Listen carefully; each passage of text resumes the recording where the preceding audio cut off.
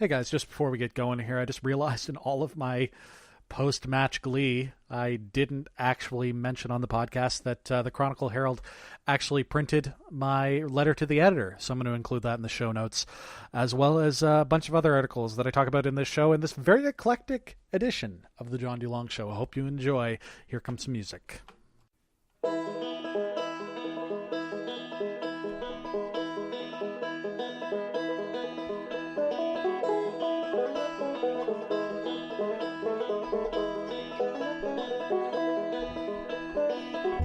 Well, they say that the leading cause of heart attacks is smoking, abnormal cholesterol, diabetes, high blood pressure. For me, it's, I think, being a Liverpool fan. Welcome to the John Dulong Show. Welcome to episode number 12. Just a little peek behind the curtain here, folks. Normally, I'll record bits and pieces as the week progresses. I'll record just sort of when I have a chance to. I've got a busy schedule. I'm in school. I'm at work. I've got a whole bunch of things going on. And so normally I will record just sort of as I can, and, you know, I'll do different segments as I have the ability to or whatever. We're recording this entirely on the Sunday before it gets posted tomorrow, because everything has happened in the past couple of days. I was kind of looking at a pretty quiet show prior to yesterday when I started thinking to myself, oh, well, I got to add that. Got to talk about this. Got to talk about that. And I just got finished watching Liverpool versus Manchester City in the Premier League. Very exciting game of football. Probably the most exciting game of football, or soccer, if you will, that I've maybe ever watched. And miraculously, against all odds, the unstoppable Manchester City team of this season was stopped. Liverpool 4, Manchester City 3. It really should have been 4-1, but we won't get into that. We're not going to overanalyze what feels like a 6-point win today. Very, very excited as a Liverpool fan. Honestly, I did my bonus episode last week covering Felipe Coutinho's move to Barcelona. I don't even feel like we miss him, honestly. Very, very good show from Liverpool today. Very excited to be a Liverpool fan. And I'm very excited about today's episode of the John Dulong Show. I'm so glad that you're with me today. Really getting a lot of great feedback from our chat last week with Mike Tanner of One Red Cat Media and My Friendship fame. Mike and I had a really good chat. If you haven't checked that out yet, please make sure you go ahead and take a look in the archives there. For episode number 11, because it was a very good conversation about a number of different topics. We veered into professional wrestling a little bit. We're not going to go too deep into that this week. I am going to make a quick mention of professional wrestling, though, only to say that just sending out my thoughts to Paige. Paige, WWE superstar, women's superstar.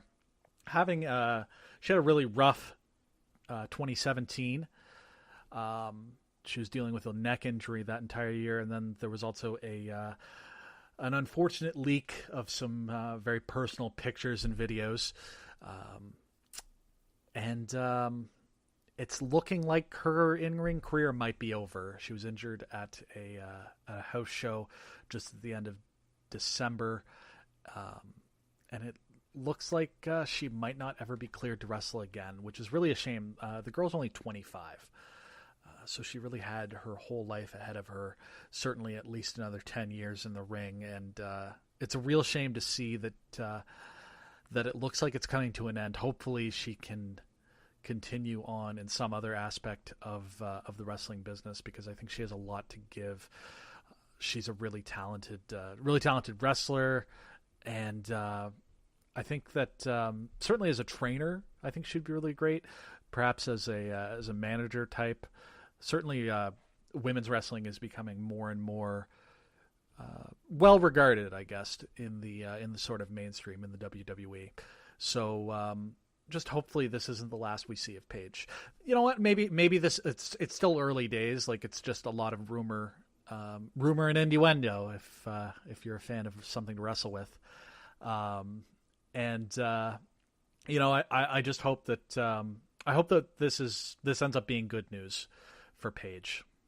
So on today's show, we're going to talk about Oprah for president. We're going to talk about shithole countries. We're going to talk about Hawaii. We're going to talk about the rules. The rules are back. I'm bringing back the rules pretty early on this year. So we're getting into the rules for contacting customer service once again, Volume 2. And we're also going to talk about Johnny Depp as Grindelwald in the next edition of Fantastic Beasts. It's not something that I've talked about yet on this show, but Daniel Radcliffe had some words. We're going to talk about that a little bit. Had a good conversation with this about this with my girlfriend as we're on our way down to the valley to visit my folks. And I realized I hadn't ever really covered that on this show, so we're gonna bring that in. But first we're gonna start things off nice and easy with sexual harassment allegations and what's actually kind of a good news story. Dan Harmon, Megan Ganz, after this little music break.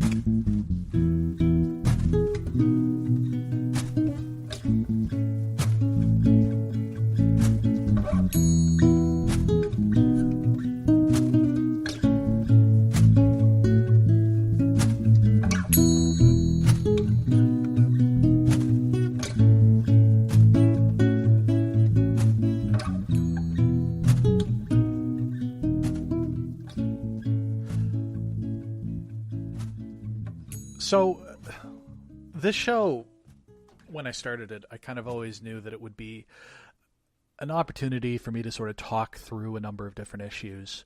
I didn't think that I would be coming back to the topic of sexual assault in the entertainment industry so much, but it's just been so pervasive and so dominating in the news. Of course, the Me Too movement has been huge, and I'm not saying that as a oh, I'm so sick of talking about this sort of thing. It's just sort of, it became a surprise that it's something that I'm covering so much. And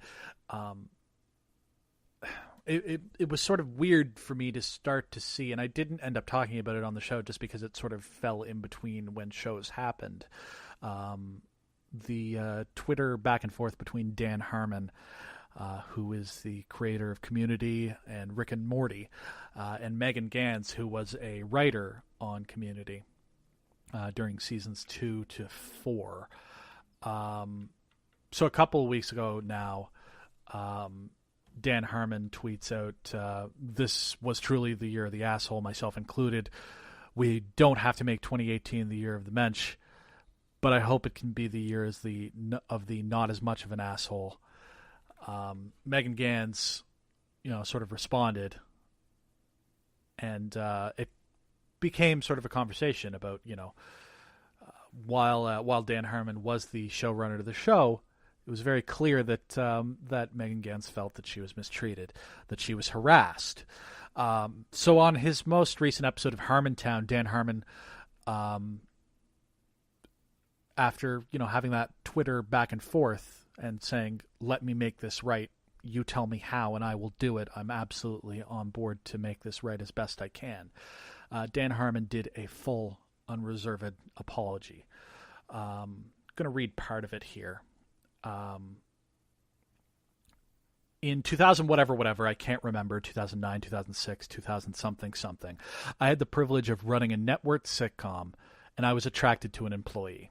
I really want to be careful about that language. I think a huge part of the problem is the culture of feeling things you think are unique and significant because they're happening to you, and saying things like I had feelings for, or I felt for, and all these things. I mean, the most clinical way I can put it, in fessing up to my crimes, is I was attracted to a writer who I had power over because I was a showrunner, and I knew enough to know that these feelings were bad news. That was easy enough to know. I knew that they ran the risk of undercutting people's faith in my judgment, her faith in her talent, and the other writers' respect for me, the entire production, the audience. I knew I wasn't doing anybody any favors by feeling these things.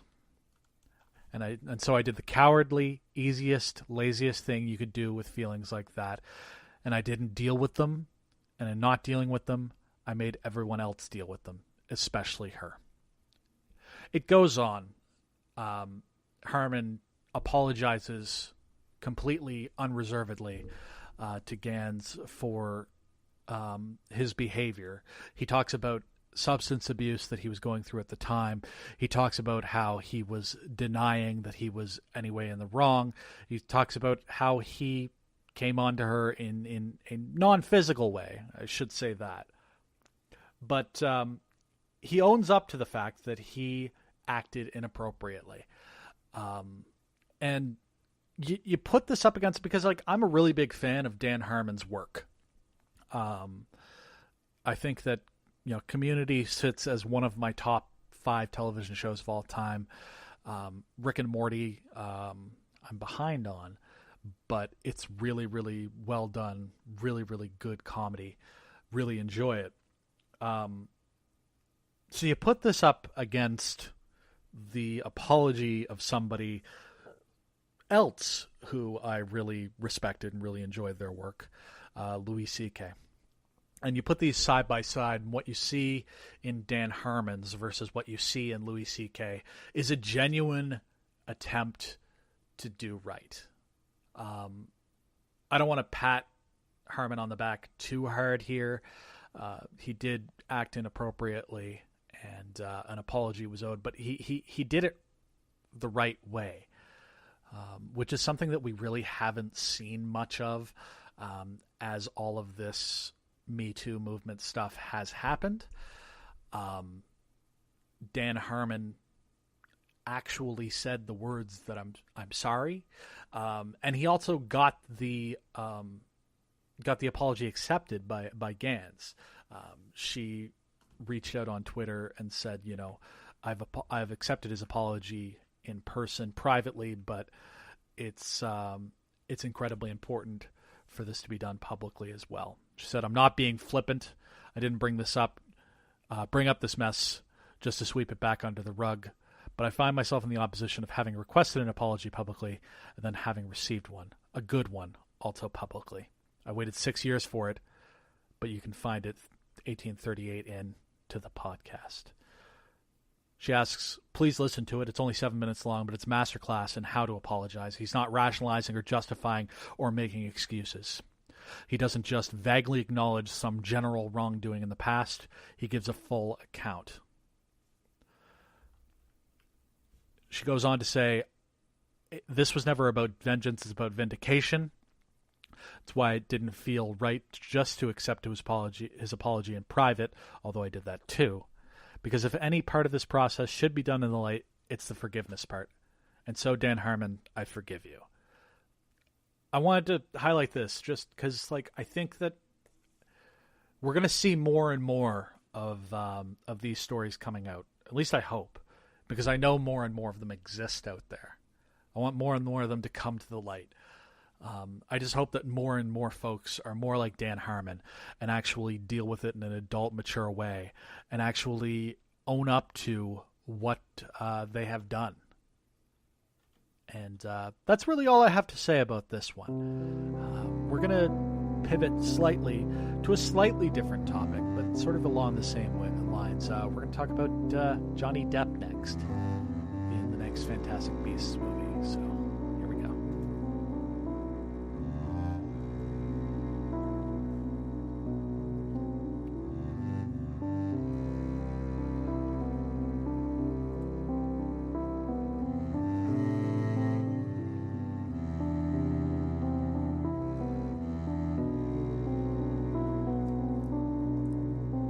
So I have to sort of cite a bit of ignorance as to why I didn't cover Johnny Depp being cast in the upcoming sequel to Fantastic Beasts and Where to Find Them as Gellert Grindelwald.